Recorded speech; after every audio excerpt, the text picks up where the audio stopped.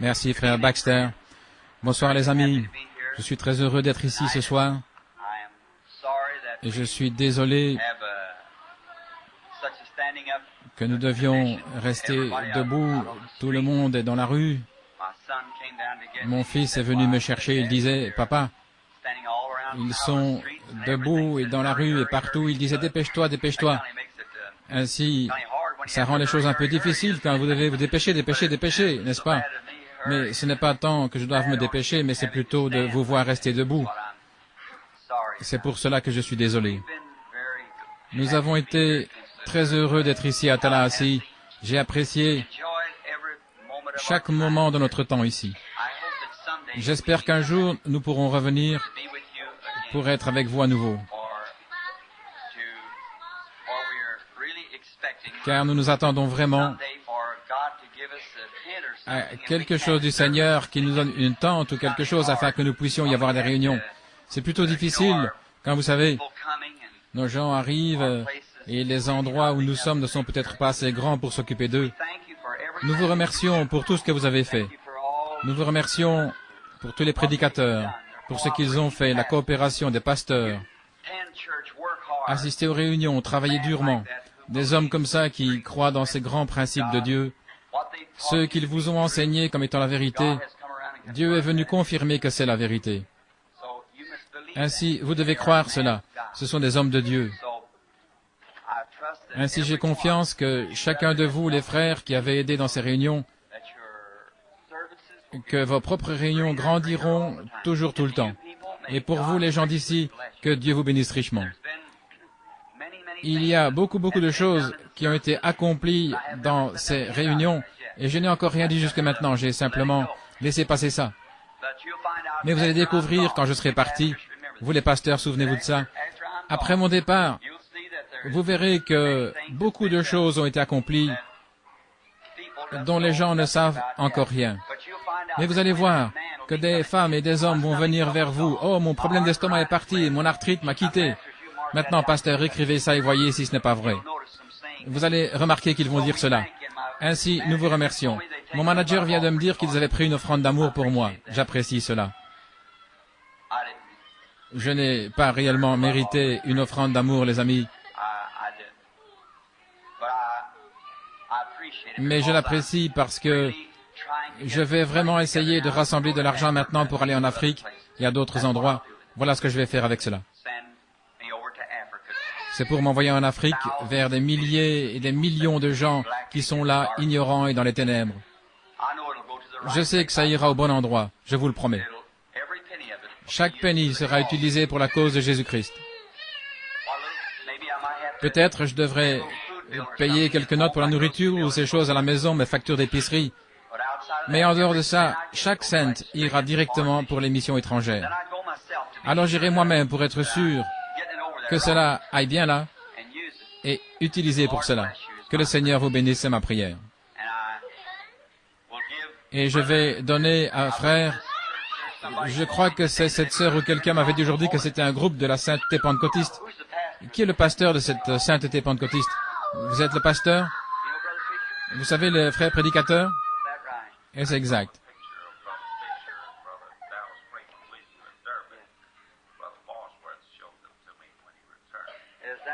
Est-ce vrai? Eh bien, c'est formidable. Certainement, frère Freeman et moi-même et frère Fisher, nous sommes tous de très bons amis. Je leur donnerai certainement la nouvelle que nous avons eu une véritable réunion ici, dans l'église de la sainteté pentecôtiste, quand je leur dirai que le Seigneur était avec nous ici. Que le Seigneur vous bénisse tous, chacun de vous. Et maintenant, ce soir, alors que vous êtes debout, je vais lire une écriture, et puis nous commencerons à prier pour les malades, juste dans quelques moments. Je sais que vous êtes fatigués de vous tenir debout. Je sais qu'il y en a à l'extérieur et au sous-sol et partout qui sont fatigués de rester debout. Je souhaiterais pouvoir faire quelque chose. Je souhaiterais simplement qu'il y ait quelque chose en mon pouvoir que je puisse faire et me lever et bénir chacun ici au point de simplement louer Dieu et bénir Dieu et que chacun soit guéri et puisse s'en aller, qu'il n'y ait aucun malade ou infirme. N'aimerais-je pas faire ça? Oh, si je pouvais, je le ferais maintenant même. Mais ce n'est pas en moi de le faire, je ne le peux pas. Je suis simplement un homme. La seule chose que je puisse faire, c'est d'offrir une prière pour vous et vous dire la vérité.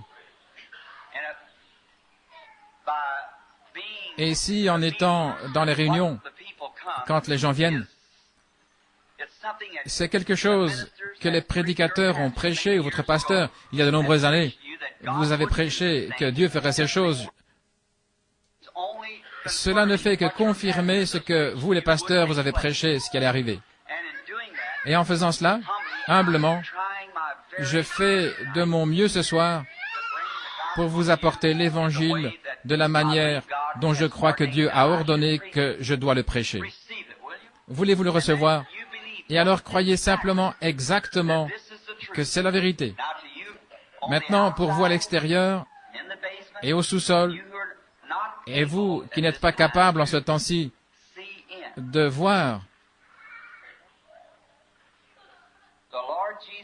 le Seigneur Jésus-Christ, qui, par ses souffrances et sa mort au calvaire, a acquis la guérison pour chaque mortel au monde. Chaque personne qui existera jamais au monde. Jésus a déjà payé le prix, et aux yeux de Dieu, vous êtes déjà guéris. Il n'y a aucune maladie aux yeux de Dieu. Vous êtes déjà guéris. Chaque pécheur ici, à l'intérieur ou à l'extérieur que vous soyez, vos péchés, pour autant que ça concerne Dieu, vous sont pardonnés maintenant. Mais si vous ne l'acceptez pas, alors quand vous viendrez dans sa présence, sans le sang de Jésus sur vous, comme un fils ou une fille, alors vous serez condamnés quand vous arriverez là. Le jour où vous en mangerez, ce jour-là vous mourrez. Maintenant, vous ne devez pas mourir dans cet état. Vous ne pouvez pas vous empêcher d'être un pécheur parce que vous êtes né pécheur, mais vous pouvez faire en sorte de ne pas rester un pécheur. Car aux yeux de Dieu, le péché est déjà couvert. Il ne pouvait pas regarder le péché. Il est juste et souverain. Dieu ne peut pas regarder le péché, il est saint. Mais le sang de Jésus se tient comme un pare-choc sur une voiture. Chaque fois que vous péchez, le pare-choc Jésus-Christ vous attrape à votre péché avant qu'il n'atteigne Dieu. N'avez-vous pas honte de la manière dont vous l'avez traité? Je me souviens un jour quand j'étais là et je voyais ce qu'il a fait pour moi. Je me suis traîné humblement vers lui. Et là, mon nom était sur un livre. Oh, tout ce qui était écrit là. J'ai dit, Seigneur, veux-tu me pardonner? Et à ce que j'ai pu voir, il a pris sa main, il a plongé dans son côté, il a dit oui. Et il a écrit en travers ce livre, pardonnez. Il a refermé et il l'a envoyé dans la mer de l'oubli. Et je suis heureux depuis ce moment-là. J'essaie de mon mieux, à mon humble manière, de dire à chaque mortel sur la terre, Jésus-Christ vous aime, il est la seule chose qui retient la colère de Dieu sur vous. Recevez-le comme votre sauveur personnel. Et quand vous avez fait cela, maintenant, il a aussi été meurtri sur son dos. Et par ces meurtrissures, nous sommes guéris. Ou plutôt, nous avons été guéris. Non pas nous serons, mais nous avons déjà été guéris. Chaque personne a été guérie. Et maintenant, la seule chose à faire, c'est de croire premièrement dans votre cœur avant de pouvoir le dire. Si vous le dites simplement des lèvres, ça ne vous fera pas de bien. Mais voyez-vous, ce n'est pas quelque chose de superficiel. Ce n'est pas simplement quelque chose... J'ai entendu quelqu'un dire hier soir dans une émission, chaque personne qui croit a été remplie du Saint-Esprit. Maintenant, sans être en désaccord avec ce prédicateur, mais il n'a probablement pas simplement compris les Écritures. Paul, dans Actes au chapitre 19, a demandé à ces baptistes-là s'ils avaient reçu le Saint-Esprit depuis qu'ils avaient cru. Non pas quand vous croyez. Le Saint-Esprit est un don de Dieu après que vous croyez. C'est le don de Dieu pour vous, pour le fait de croire. Mais vous pouvez croire que Jésus est le Fils de Dieu et l'accepter comme votre sauveur personnel et malgré tout ne pas encore avoir le Saint-Esprit. Le don du Saint-Esprit est le don personnel de Dieu aux croyants. Vous êtes sauvés parce que vous croyez, mais vous êtes remplis du Saint-Esprit quand le don personnel de Dieu vient sur vous, ce qui est le Saint-Esprit. Maintenant, vous voyez, ce n'est pas quelque chose de superficiel, c'est quelque chose de profond. Nous ne sommes plus des bébés. Nous sommes des hommes et des femmes. L'Église devrait être dans cette condition ce soir. Pas superficielle, mais profonde en Dieu. Maintenant, la guérison, ce n'est pas quelque chose où vous dites simplement, eh bien, je le crois, je le crois. Maintenant, c'est très bien. Si c'est ce que vous pouvez faire de mieux, simplement mentalement, ou simplement dire, eh bien, oui, je vois, je le crois, je l'accepte. Alors, si vous l'acceptez sur cette base, continuez de le dire sans cesse. Dites-le à haute voix. Dites-le sans cesse, répétez-le. Continuez simplement de dire, je suis guéri, je suis guéri. Dites-le jusqu'à ce que réellement vous le croyez. Et quand vous le croyez, alors ça va arriver. N'ayez pas de témoignages négatifs. Chaque fois quand vous confessez, eh bien, je me sens encore mal aujourd'hui, je pense. Alors vous voyez, vous retournez directement dans le même sillon où vous étiez au commencement. Il n'y a aucun homme ou aucune femme ici étant baptisé du Saint-Esprit qui ne commencerait sa confession en disant « Je crois que j'ai perdu le Saint-Esprit, je crois qu'il est parti loin de moi, je crois... » Vous allez vous effondrer, vous n'arriverez jamais. Écoutez attentivement, vous ne pourrez jamais vivre au-dessus de votre confession. Jésus est le grand prêtre de notre confession, n'est-ce pas vrai? Maintenant, Hébreux 3.1. Et n'importe quel érudit sait que le mot profession, c'est confession, aussi c'est la même traduction. Maintenant, il est assis à la droite de Père pour intercéder sur quoi? Sur notre confession. Il ne peut rien faire pour vous avant que vous confessiez premièrement qu'il l'a fait. Voyez-vous?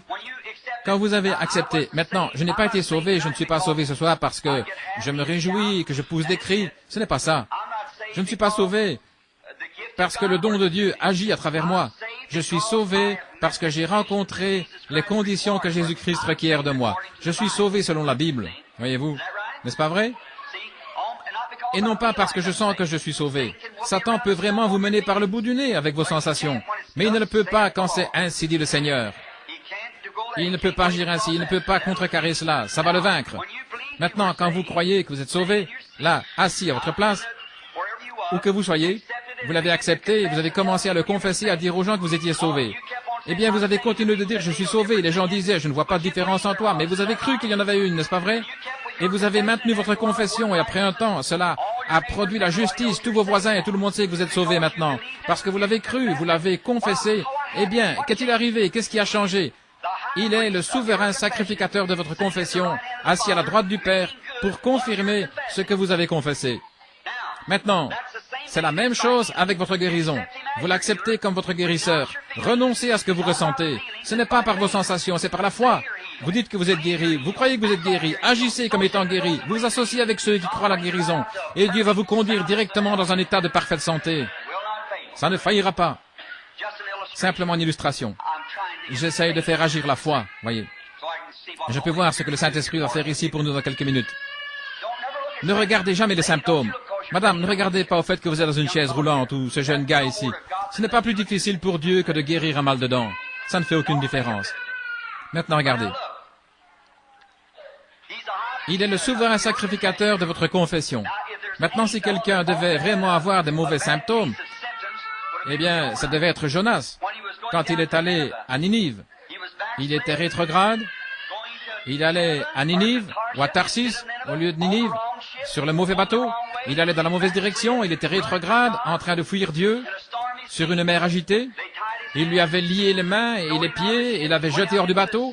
Il s'est enfoncé dans la mer, une baleine l'avait avalé et est allé directement au fond de la mer pour se reposer comme font les poissons. Et il était là, avec les mains et les pieds liés, rétrograde, une mer agitée, au fond de la mer, dans le ventre d'une baleine. Si quelqu'un devait avoir de mauvais symptômes, eh bien, c'était bien Jonas. Il regardait de ce côté-ci, tout ce qu'il pouvait voir, c'était le ventre de la baleine, et partout où il regardait, c'était le ventre de la baleine. Mais il a refusé de regarder ça. Je suis assis ici. Eh bien, le docteur m'a dit que j'avais un problème cardiaque, que j'avais de l'arthrite. Refusez de le voir, refusez de le croire. C'est juste. Jonas a dit, ce sont des vanités mensongères. Il a dit, encore une fois, Seigneur, je vais tourner les yeux vers ton Saint-Temple. Il a dit ça à Dieu. Lorsque Salomon a dédicacé le temple, il a dit, si ton peuple est dans les problèmes quelque part et qu'il tourne les yeux vers ce saint lieu et qu'il prie, alors tu entendras des cieux. Et il croyait, Jonas, croyait que Dieu avait entendu la prière de Salomon. Et il a commencé à dire, je ne vais pas regarder au ventre de la baleine, je ne vais pas regarder à mon état rétrograde, je vais regarder vers ton Saint-Temple et à faire ma confession. Et Dieu a envoyé de l'oxygène, il l'a gardé en vie pendant 3 jours et 3 nuits, et l'a conduit à Ninive, là où il devait aller. Eh bien, si Salomon à prier ainsi. Et il n'y a personne qui est dans cet état-là ou à la moitié de l'état de Jonas. Vous n'avez aucun des symptômes qu'il avait. Eh bien, si lui, dans cet état, a pu regarder vers le temple construit de main d'homme et un être de cette terre, un homme, Salomon, qui avait prié, et s'il avait pu avoir foi dans la prière de Salomon, combien plus devrions-nous, vous et moi, ici ce soir, regarder au trône de Dieu où Jésus se tient à sa droite avec son sang là pour intercéder sur base de votre confession. Refusez simplement d'avoir les symptômes. Les symptômes, c'est quelque chose comme demain, quand vous rentrez à la maison, là où vous êtes, l'agent des postes va venir vers vous en disant, vous êtes bien, Madame Doe? Oui, j'ai un cadeau pour vous. Très bien, qu'est-ce que c'est?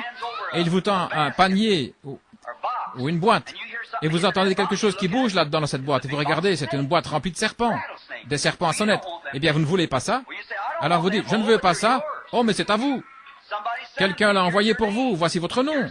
Votre nom est écrit ici. C'est quelqu'un qui vous l'a envoyé. Ces serpents, ils sont à vous. Vous devez les prendre. Maintenant, dans un certain sens, ils sont à vous. Mais dans un autre sens, ils ne sont pas. Quelqu'un vous les a envoyés. Mais ils ne sont pas à vous avant que vous ne signiez comme quoi vous les avez reçus. Et quand vous signez, alors vous les recevez et ils vous appartiennent. Mais si vous refusez de signer, il doit les reprendre et les ramener à la poste. Et la poste doit renvoyer le colis à celui qui vous l'a envoyé, n'est-ce pas? Eh bien, ne signez rien de ce que le diable vous amène. Non, refusez simplement. Dites, ça ne m'appartient pas, Satan, reprends ça. C'est tout, je ne le veux pas. Refusez d'avoir votre maladie, votre arthrite, quoi que ce soit. Je n'ai tout simplement pas. Par ces meurtrissures, je suis guéri. Restez fermement sur votre terrain, confessez-les, croyez-le, restez là. Et Dieu le fera s'accomplir. Peu importe ce que c'est, croyez-le simplement. Très bien. Vous êtes un bon groupe de gens. Moi, je ne suis pas tellement un prédicateur, mais j'aimerais certainement vous parler un peu ce soir, mais je ne peux pas. J'ai prié pendant des heures maintenant pour avoir l'onction de la guérison, et je puis alors revenir et commencer à prêcher. Ce ne serait tout simplement pas la chose à faire. Je désire lire une écriture, et puis nous appellerons la ligne de prière. Saint Jean chapitre 5, en commençant au verset 33. Écoutez attentivement maintenant. Vous avez été voir Jean, et il a rendu témoignage à la vérité. Pour moi, ce n'est pas d'un homme que je reçois le témoignage, mais je dis ceci afin que vous soyez sauvés. Jean était la lampe ardente et brillante, et vous avez voulu vous réjouir pour un temps à sa lumière. Mais moi, j'ai un témoignage plus grand que celui de Jean, car les œuvres que le Père m'a donné d'accomplir, ces œuvres mêmes que je fais, témoignent de moi que c'est le Père qui m'a envoyé. Courbons la tête un instant partout si vous voulez. Maintenant, dans une profonde sincérité, les amis à l'intérieur et à l'extérieur, partout, regardons à l'initiateur de notre foi et à celui qui l'amène à la perfection, qui a promis que si 2 ou 3 se rassemblent en son nom, il serait là.